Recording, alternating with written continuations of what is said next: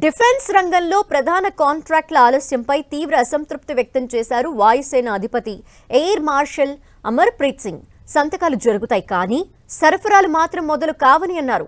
నిన్న ఢిల్లీలో భారత పరిశ్రమల సమాఖ్య బిజినెస్ సమ్మిట్లో పాల్గొన్న ఆయన రక్షణ మంత్రి రాజ్నాథ్ సింగ్ సమక్షంలోనే ఈ వ్యాఖ్యలు చేశారు. చాలాసార్లు ఒప్పందాలపై సంతకాలు జరుగుతాయి కానీ ఆయుధాలు మాత్రం అందవంటూ సంచలన కామెంట్స్ చేశారు.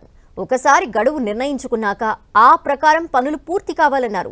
తనకు గుర్తున్నంత వరకు ఒక్క ప్రాజెక్ట్ కూడా సకాలంలో పూర్తి కాలేదని అన్నారు. మనం సాధించలేని పనికి వాగ్దానాలు ఎందుకు అంటూ ప్రశ్నించారు. ఒప్పందంపై సంతకాలు చేస్తున్నప్పుడే అది సాకారం కాదని, కొన్నిసార్లు మనకు ఖాయంగా తెలిసిపోతుందని, అయినా సంతకాలు చేస్తామని అక్కడే ప్రక్రియ నీరు కారిపోతోందన్నారు. తేజస్ MK1 చాలా ఆలస్యమైందని, తేజస్ MK2 ప్రోటోటైప్ కూడా అందుబాటులోకి రాలేదన్నారు. 5వ తరం యుద్ధ విమానం ఆమ్కా పరిస్థితి అంతేనని వ్యాఖ్యానించారు.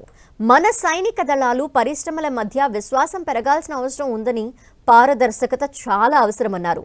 మనం ఒక్కసారి దేనికైనా కట్టుబడితే దాన్ని అందించి తీరాల్సిందేనన్నారు. మేక్ ఇన్ ఇండియా కోసం వాయుసేన శక్తి వంచన లేకుండా పనిచేస్తోందని, రానున్న 10 ఏళ్లలో మన పరిశ్రమలు ఉత్పత్తిని గణనీయంగా పెంచగలవని అభిప్రాయపడ్డారు. ప్రస్తుతానికి మనం త్వరగా చర్యలు తీసుకోవటం అవసరమన్నారు. దళాలని శక్తివంతం చేసుకుంటేనే యుద్ధాల్లో గెలుస్తామని కుండబద్దలు కొట్టారు ప్రీత్ సింగ్. యుద్ధ రంగంలో వేగంగా మారిపోతున్న సాంకేతికతని అందిపుచ్చుకోవాలని సింగ్ అభిప్రాయపడ్డారు. యుద్ధ రంగంలో ప్రతిరోజు కొత్త సాంకేతికత అందుబాటులోకి వస్తుండటాన్ని చూస్తున్నామని, మనం ఎక్కడున్నాం, భవిష్యత్తులో మన అవసరాలేంటి అనే దానిపై ఆపరేషన్ సింధూర్తో స్పష్టమైన అవగాహన వచ్చిందన్నారు. మనం చేయాల్సింది చాలా ఉందని, ఆపరేషన్ సింధూర్ మన దేశ విజయమని అన్నారు. త్రివిధ దళాలు అత్యంత వృత్తి నైపుణ్యంతో సమన్వయంగా పనిచేశాయని ప్రశంసించారు. ఆమ్కా ప్రాజెక్ట్ని ప్రైవేట్ రంగం కోసం కూడా క్లియర్ చేశారని, ఇది చాలా పెద్ద నిర్ణయమన్నారు. మన ప్రైవేట్ రంగంపై దేశానికి ఆ స్థాయిలో విశ్వాసం ఉందన్నారు. భవిష్యత్తులో భారీ మార్పులకు ఇది బాటలు వేస్తుందన్నారు. తేజస్ అందజేతలో జాప్యంపై ఈ ఏడాది జనవరిలోనూ సింగ్ తీవ్ర అసంతృప్తి వ్యక్తం చేశారు. సింగ్ ఓ సినిమా డైలాగ్ ప్రస్తావించడంతో ప్రాంగణమంతా చప్పట్లతో మారుమోగిపోయింది.